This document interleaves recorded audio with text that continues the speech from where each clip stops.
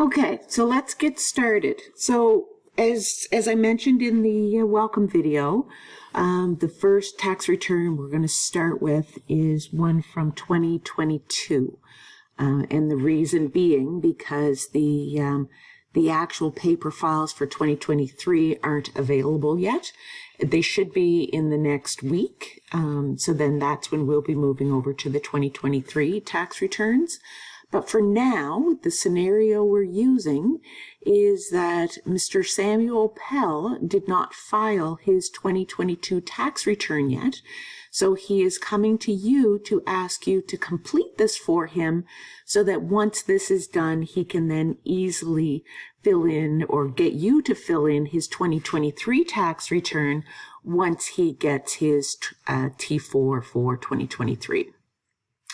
So as of right now, Samuel Pell does have his T4 for 2023. So it's right here. So if you have a look, go back up a little bit. So you had the watch the introduction to week 4. Then we have all of Sam's personal information, his birth date, his social insurance number, his address. He's a Canadian citizen. He's not married and he doesn't have any dependents. And he only worked in one spot, and that was at Somewhere Farm. So he has one T4 slip. He didn't earn any other type of income and he doesn't have any other deductions. So what we need is to complete his income tax and benefit return for 2022.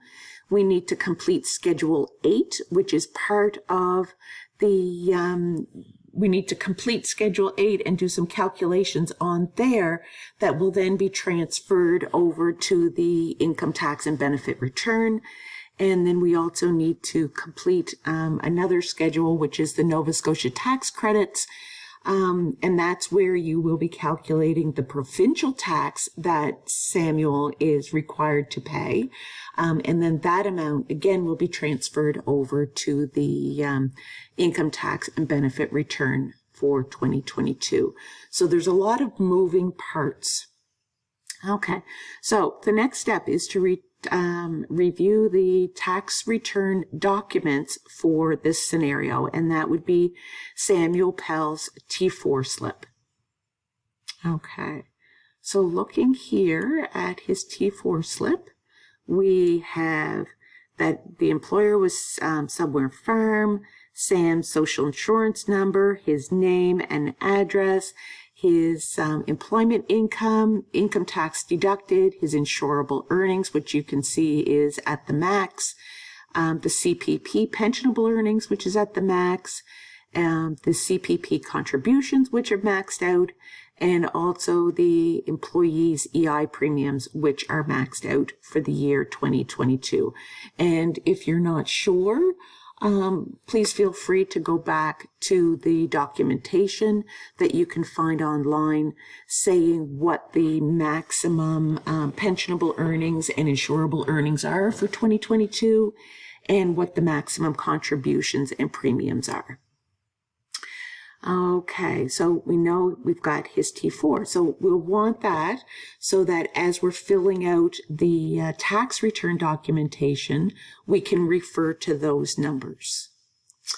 Okay, so we've got that and we've printed it off or taken a screenshot or a picture of it so you have it while you're filling in the information.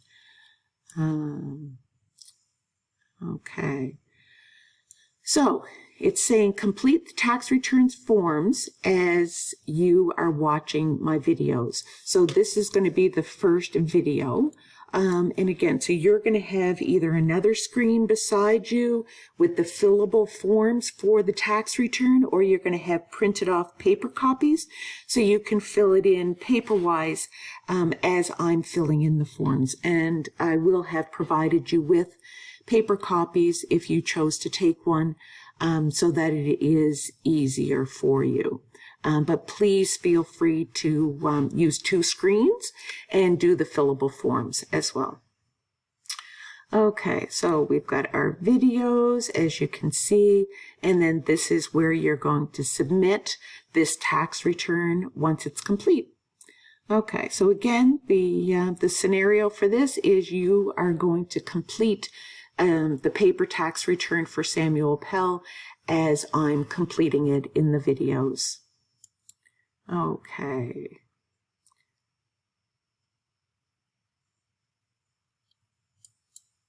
Okay, so here we go.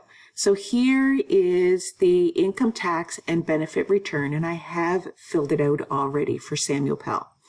So on page 1, you can see here the identification and other information, Samuel Pell, and his mailing address. You can get that right off the T4. Back on the main screen, here, you have his social insurance number, you have his date of birth. That can all be filled in on this form. We know that for marital status, he is single. We know that his language of preference is English. We know that the province that he resided in on December 31st is Nova Scotia.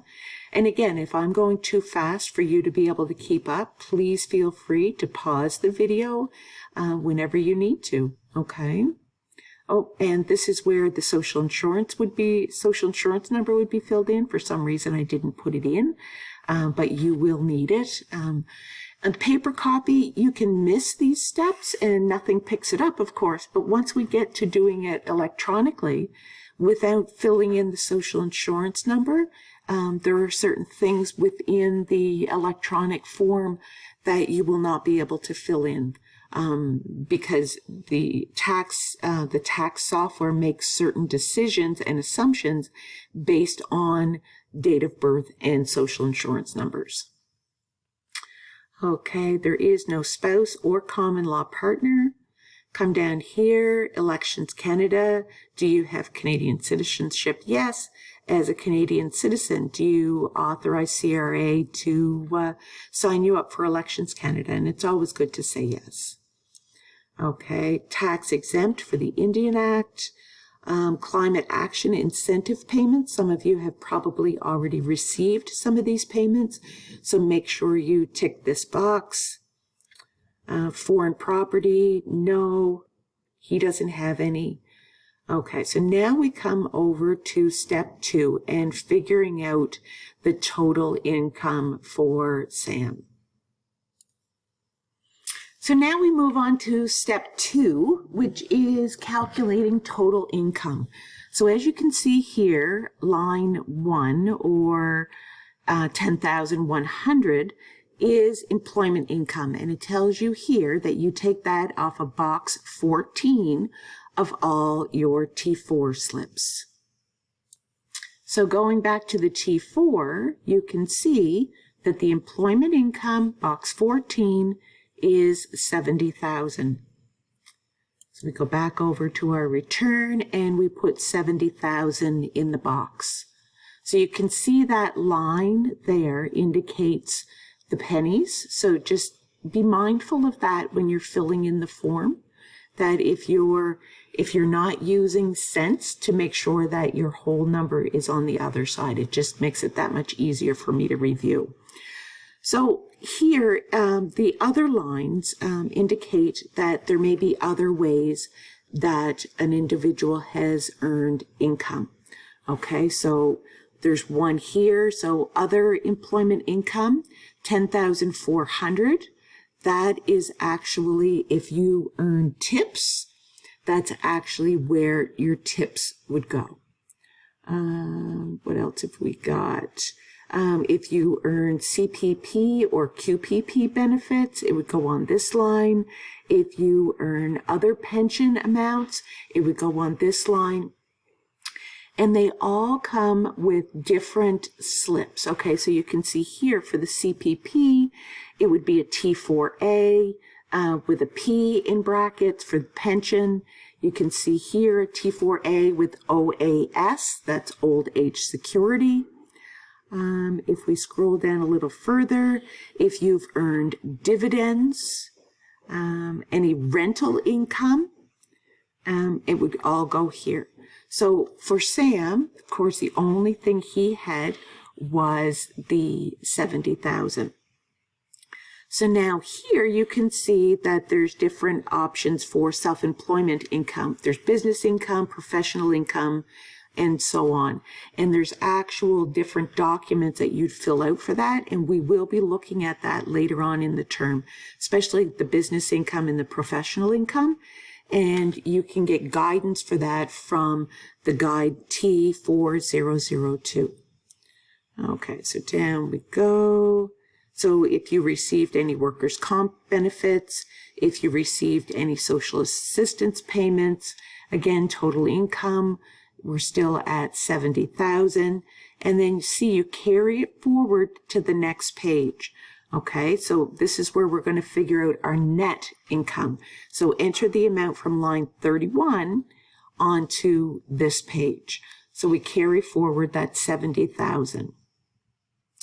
And then we're looking through. So if there were any pensions, so the registered pension plan deductions for the employee, and if we have a look over at the T4 here, pension adjustment and any registered pension plan contributions, he had none. So therefore we don't have anything to fill in that section of this form.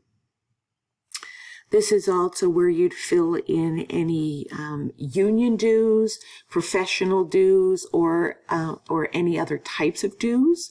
And this would come from either receipts and or your T4 slips. So for example, when I fill out my tax return on my T4, I have here union dues in box 44. But I also have a receipt for my CPA dues. So they both get added and go on to that line. Childcare expenses get deducted here. So this relates to deductions that are directly related to your income. Okay. And then deductions for your CPP on self-employment and deductions for CPP enhanced contributions on employment income. And this is from completing Schedule 8. Okay, and you can see here that the max amount is $460.50. So we are going to go over to Schedule 8. Okay, so at this point I'm at 13 minutes, and the longest a video can be using this software is 15 minutes. So I'm going to end this first video here, and I will be starting another video, and that's when we will have a look at Schedule 8, the CPP contributions and overpayments. Thanks, everyone.